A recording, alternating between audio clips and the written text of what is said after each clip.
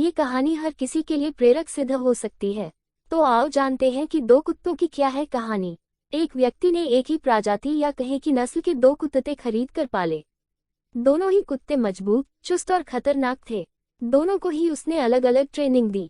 एक कुत्ते को तो उसने शिकार के लिए तैयार किया और दूसरे को घर की रखवाली के लिए ट्रेनिंग दी। दोनों ही अपने अपने कार्य में पारंगत हो गए और फिर दोनों को ही उनका कार्य सौंप दिया गया। एक को शिकारी पद पर नियुक्त किया और दूसरे को घर की चौकीदारी के लिए नियुक्त कर दिया। एक बार शिकारी कुत्ता जब अपने मालिक के साथ शिकार करके लौटा तो मालिक ने उसके शिकार का कुछ हिस्सा निकाला और उसमें से आधा आधा दोनों कुत्तों में बांट दिया। ये देखकर शिकारी कुत्ते को बुरा लगा। वह चौकीदार कुत्ते के पास गया और क्रोधित होकर कहने लगा, तुम क्या करते हो पूरे दिन?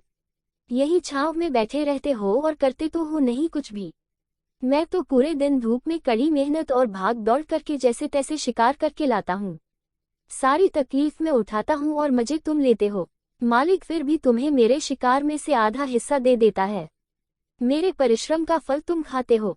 इस पर चौकीदार कुत्ता भी गुस्से से बोला, मुझ पर आरोप लगाने की तुम्हारी हिम्मत कैसे हुई? ये सवाल जाकर मालिक से करो।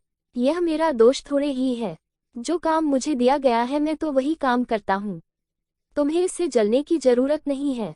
फिर एक बार शिकारी कुत्ते ने बीमारी का बहाना बनाकर शिकार करने से मना कर दिया तो उसकी जगह मालिक ने चौकीदार कुत्ते को साथ लिया और चला जंगल में। परंतु दिन भर की मेहनत के बाद भी चौकीदार कुत्ता कुछ भी शिकार नहीं कर पाया क्योंकि उसने वो कार्य सीखा ही नहीं था। जब वे दोनों थक हार कर घर आए तो उन्होंने देखा कि शिकारी कुत्ता मजे से सो रहा है और चोर घर में से सामान लुटकर ले उड़े और उसे भनक तक नहीं लगी। इस कहानी से यह शिक्षा मिलती है कि हर वक्त को हर तरह का कार्य याद होना चाहिए क्योंकि जिंदगी में कब किस तरह के कार्य को करना पड़े।